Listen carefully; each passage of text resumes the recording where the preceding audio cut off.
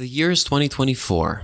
You're 20 plus years old, studying at a university or working plus having a family of your own.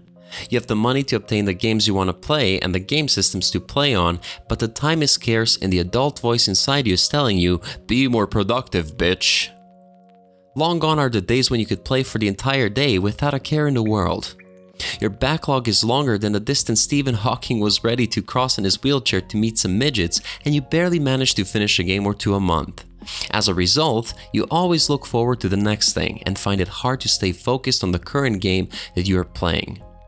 Abundance is a curse. You want to play every single game on your backlog, but you can do only one at a time. Why isn't it possible? It's just not. Why not, you stupid bastard? Your completionist brain is telling you, must do everything, must complete everything, and afterwards these last few hours of story feel like a complete chore because you have exhausted yourself playing a needlessly tedious gameplay loop. Ultimately, you face a wall in the form of a question, do I really want to finish this game? This is personally my relationship with games nowadays, and hopefully some of you watching might be able to relate. Wait. Did I just really find a stock gif of someone playing League on a controller? Jesus.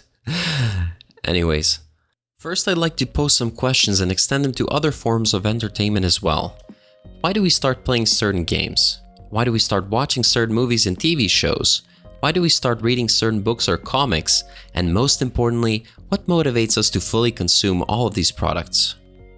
To answer the first line of questions, pause this video and ask yourself, why did I start playing that one game? I'll give you a moment. The answer shouldn't be too difficult. By the time we're 20, we've already somewhat established what our taste is like and we have a decent idea of what genres we like and dislike, so we don't deviate too much from that. We consume either a part of the series we already love, something a friend recommended, a game the entire internet is hyped up about, something we watched the video on and found interesting, or the latest AAA or even quadruple A game. Thanks Ubisoft. And once we go through that door and start a new game, what keeps us in? Well, it depends. And what I mean by this is that not everyone looks for the same kind of fun in games. Some people enjoy relaxing games where every action is a step in the right direction, while some enjoy intense multiplayer experiences that might make you feel stuck in the same place.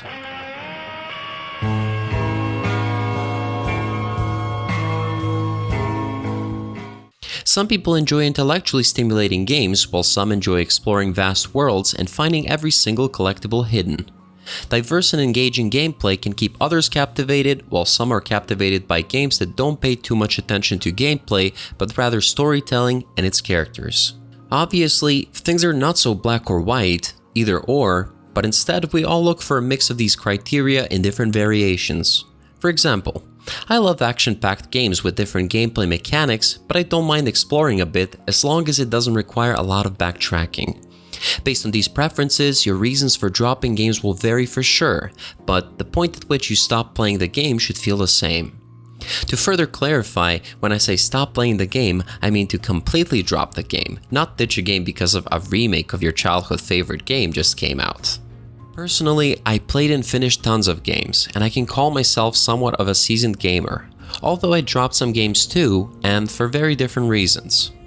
Axiom Verge because I didn't want to backtrack and Google where to find a flamethrower so the final boss would be easier to beat, Prototype because I simply didn't enjoy the gameplay loop and the powers, and I dropped this one right before the end. Twilight Princess and Skyward Sword also in the second half of each game because Breath of the Wild spoiled me. And weirdly enough, I really loved Link's Awakening and Wind Waker. And more recently, Dragon's Dogma Dark Arisen because I found the game design to be very outdated and boring, although the combat was surely ahead of its time.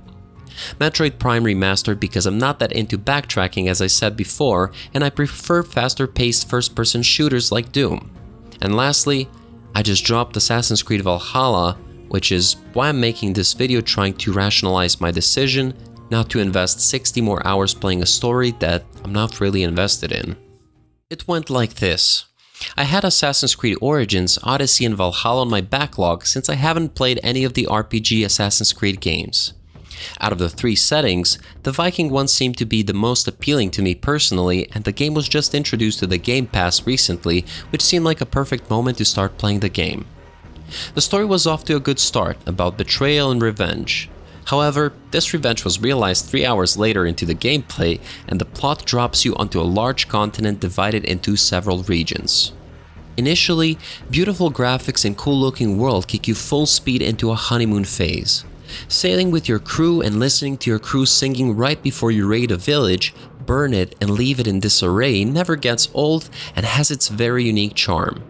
You can collect treasures, those Hogwarts Legacy flying papers, Roman masks, papers, more papers, and some gear. Side quests are this time around called world events, which thankfully don't require you to travel to the other side of the world to kill someone or collect something. I was confused by this one world event where I thought I was supposed to find a trinket inside a cow's body because it literally said so. So I ended up slaughtering every single cow in the village, only to find out I was supposed to fish it out of the water right next to the quest giver. Ridiculous, am I right? Another one had this horny couple that asked me to burn their house to emulate being raided so they could find excitement in one another and do the deed.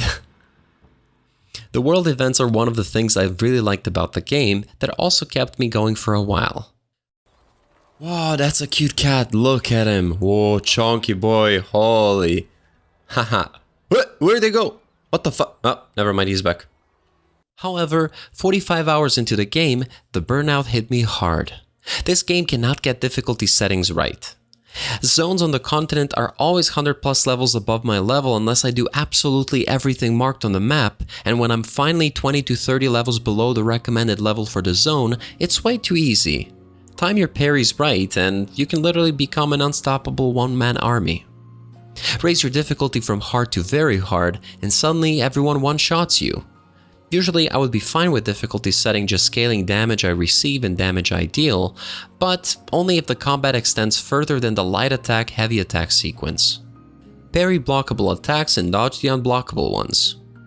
Granted, the game does have combat abilities, but they're so janky just like regular attacks and they make the combat even easier because they're so overpowered. I managed to beat this 160 level boss when I was level 80 just by abusing one of the ranged abilities. Also, autosaves can be dog shit sometimes. I'm gonna fuck him up for sure next time. I promise I'm gonna fuck him up. Let's see. Nope. This is the run, I feel it. This is the run. Let's see. Man, fuck this game. The skill tree is pretty poorly designed as you will focus mostly on obtaining legitimate combat perks, and most of the time to even see the branches with combat perks you have to blindly invest skill points in stats, not knowing what will appear later. After the initial charm wore off, the entire game felt just empty. So I decided I'm gonna continue playing the story because I didn't want any more collectibles to be forced down my throat, and then the story throws me onto an additional map with, guess what? More collectibles. I think to myself, I cleared barely half of the entire continent in 45 hours and I haven't even touched the story yet, and I don't think I can take much more. So I put the controller down and slept on my idea to drop the game. Yup, I know this sounds like a first world problem pondering about whether to continue playing a video game or not, but hear me out. Days are only 24 hours long, and out of those 24, we sleep for about 6 to 8 hours on average, work 8 to 10 hours, commute for some time as well, also have chores at home, work out or do some other physical activity to keep our bodies moving. Not to mention we also have to develop and maintain friendships and romantic relationships. Realistically, you have only 2 to 3 hours of free time daily, and even then, you might not even feel like playing games. So what is the answer to this dilemma? Ideally, it should be, if you're not having fun, then stop, as we play games to entertain ourselves, right? Well, not really. As I mentioned before, we all chase a different kind of high in games, and those small boring bits shouldn't be the reason to drop a game if the overall experience is good. I didn't want to play as Mary Jane in Spider-Man games, and yet I still went through it because I love the games and I genuinely had fun completing them. Escorting Ashley in the original Resident Evil 4 was annoying as fuck, but I beat the game about 3 times or so. If you invested enough time to say you truly gave the game a shot, but somehow it didn't meet your expectations and you didn't find yourself looking forward to what you would do next in the game, you're not obliged to finish it. If you got that platinum trophy and never played a game again, did you really like the game that much to grind the trophies? Was it just for show? Do you really need to spend thousands of hours in a multiplayer game trying to rank up, but you're too tired and unwilling to study the game? Do I really need to finish this game to make a YouTube video on it? No. Dropping the game was a bittersweet moment. Knowing I invested X amount of hours in it and then dropped it initially felt like a waste. And rewatching my footage, I can definitely feel I had a decent amount of fun playing it despite all the clutter, but it was most certainly not a waste if it helped me reach a conclusion in regards to dropping games. It is okay to never finish it. It is okay to feel exhausted by it. It is okay to take a breather. If I don't look forward to what comes next in a game, I will stop playing it. I'd rather stop playing a game and appreciate it for the good moments it gave me until the burnout, rather than keep pushing until completion and end up finding myself resenting the game. This is why I can say with confidence that I don't dislike any of the games I dropped. They were just not giving me what I was looking for at that moment. Games are a really good escape mechanism for the repetitive nature of our everyday lives. And if we don't use our free time to enjoy ourselves, when will we?